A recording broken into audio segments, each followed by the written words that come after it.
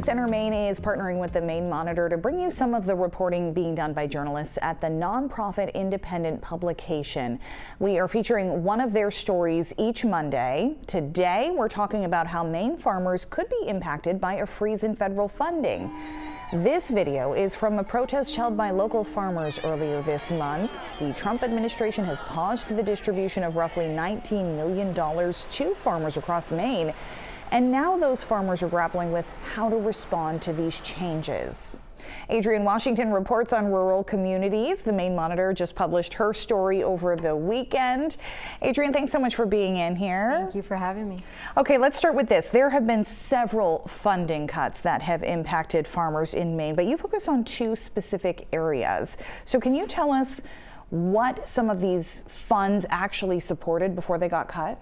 Yeah, so I chose to focus on two areas where USDA funding has been paused or canceled. One is a program that helps farmers create sustainable farming practices, and the other helps them with energy efficiency improvements. The Partners for Climate Smart Commodities program was canceled earlier this month and has been overhauled by the Trump administration, who said that essentially not enough money was going to farmers directly, and they are now creating a program called Advancing Markets for Producers. The second is the Rural Energy for America program, which helps farmers across America improve their electrical systems through renewable energy systems. You have talked with farmers from northern Maine to southern Maine. You've heard a lot of stories, I'm sure. What's some of the response? How are these cuts impacting those farmers? Yeah, absolutely. So I was at a rally a few weeks back, and I heard farmers saying that this is impacting their livelihood and it's going to impact their ability to stay in the field. I also visited a farm in Durham to speak with a farmer about how these cuts are impacting him, and he had been awarded a grant through the Rural Energy for America program. Since that program has been paused, he has to put money down to pay for the loan that was originally going to be given to him. And that money is coming out of his pocket and money that would be used for his family.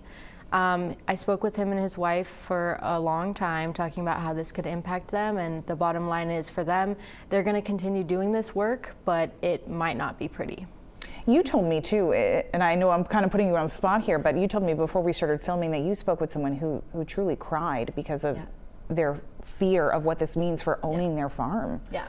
That was Steve Sinisi at Old Crow Ranch in Durham, and he was really expressing his fear and his longing for stability in this market.